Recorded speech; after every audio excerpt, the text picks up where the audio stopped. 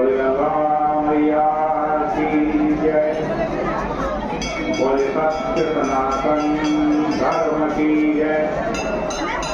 बोले सियापति रामचंद्र भगवान की जय। पतित पावनी कलिमल हारिणी मंगल कारिणी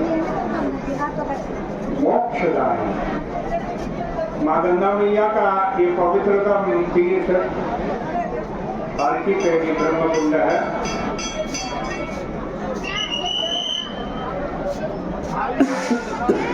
श्री रामचरितमानस में काम, क्रोध और लोभ इन तीनों को नरक का पंथ बताया, रास्ता बतलाया। नरक जाना है तो काम के रास्ते पर चलो, क्रोध के रास्ते पर चलो और लोभ के रास्ते पर चलो। गीता जी में भगवान कृष्ण ने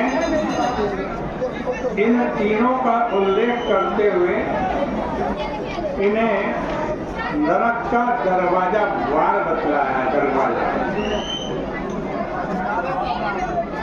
रामायण में मार्ग का, यद्यपि मार्ग भी आखिर द्वार पर ही जाकर समाप्त होता है। इस प्रकार दोनों ही बातें, रामचरितमानस की बात और गीता जी की बात, एक दूसरे की पूरक है।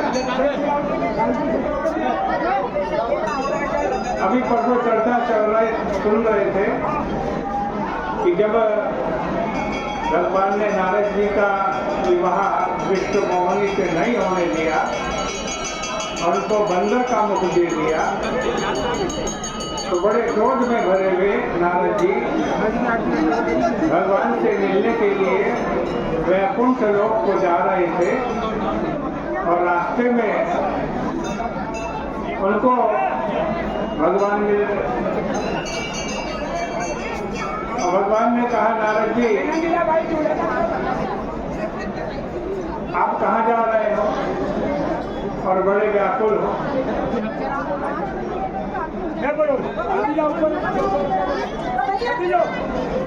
नारद जी ने कहा कि मैं तो आपसे ही मिलने जा रहा था वैकुंठ।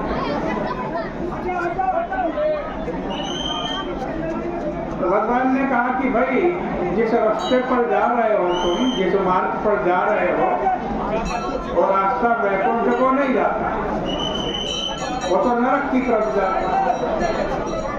ऐसा कह करके भगवान नारद जी को रोक देते। देखो, सही लक्ष्य तक पहुंचने की इच्छा ही यथेष्ट नहीं है। इसके साथ साथ व्यक्ति के जीवन में सही मार्ग की भी आवश्यकता है।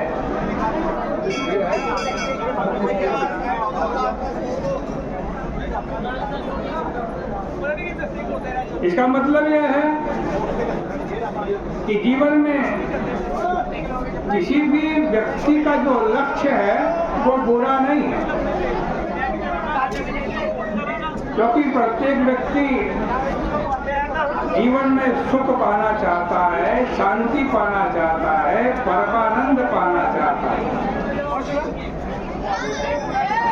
इसमें तो कोई भेद नहीं, पर उन्हें प्राप्त करने के लिए जिन साधनों का हम प्रयोग करते हैं,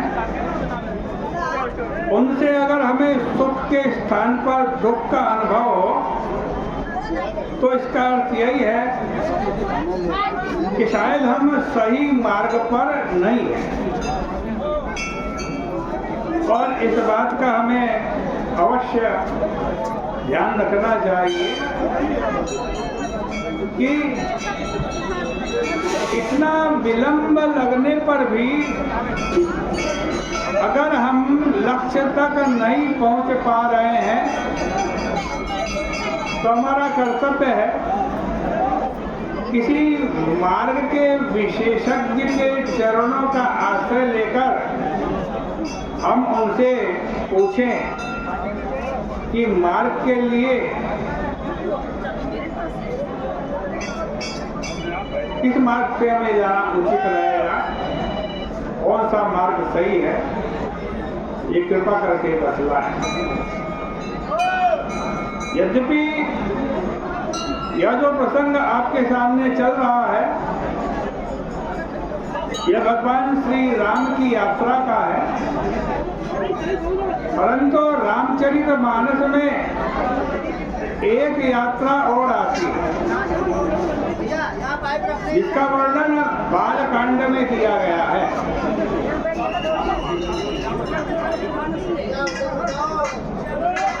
रावण की कथा तो हम पढ़ते ही हैं,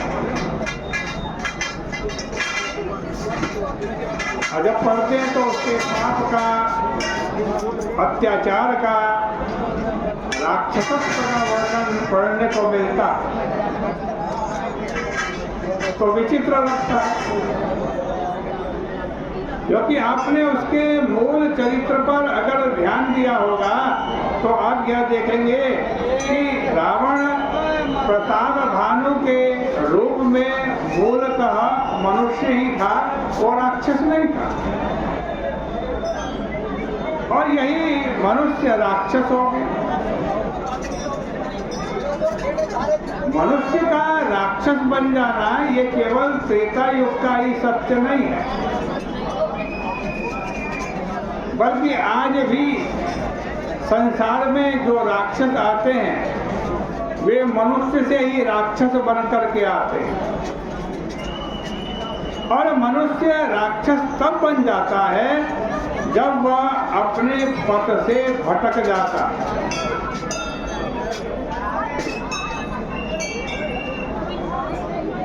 अभी आपको बताया गया था कि रामचरितमानस में ये दो यात्राएं हैं। एक यात्रा में आप भगवान राम से मिलकर उनसे एकाकार होकर रामत्व को प्राप्त कर लीजिएगा। गोस्वामी जी ने कहा कि भगवान श्री राम की यह जो चित्रकूट की यात्रा है उसमें जिस क्रम से भगवान श्री राम जी ने जिज्ञासा प्रकट की है तथा उसके बाद जिस क्रम से यात्रा करते हैं हम और आप भी अगर उसी क्रम से जिज्ञासा करते हुए पथ पर चले जिस पर वे तीनों यात्री चले थे तो गोस्वामी जी विश्वास दिलाते हैं कि आप भगवान श्री राम के धाम का मार्ग अवश्य प्राप्त कर लें। राम धाम पथ पाई सोई, जो पथ पावन कबहु मुनि कोई। राम धाम पथ पाई सोई, जो पथ पावक कबहु मुनि कोई। श्री राम कौन है? वशिष्ठ जी उनके नाम का अर्थ बताते हुए कहते हैं, राम जी के नाम का अर्थ बताते हैं। क्या अर्थ है? जो आनंद सिंधु सुख राशि, जो आनंद सिंधु सुख राशि, श्री करते त्रैलोक सुपासी। जो सुख धाम राम अस नामा, जो सुख धाम राम अस नामा, अखिल लोक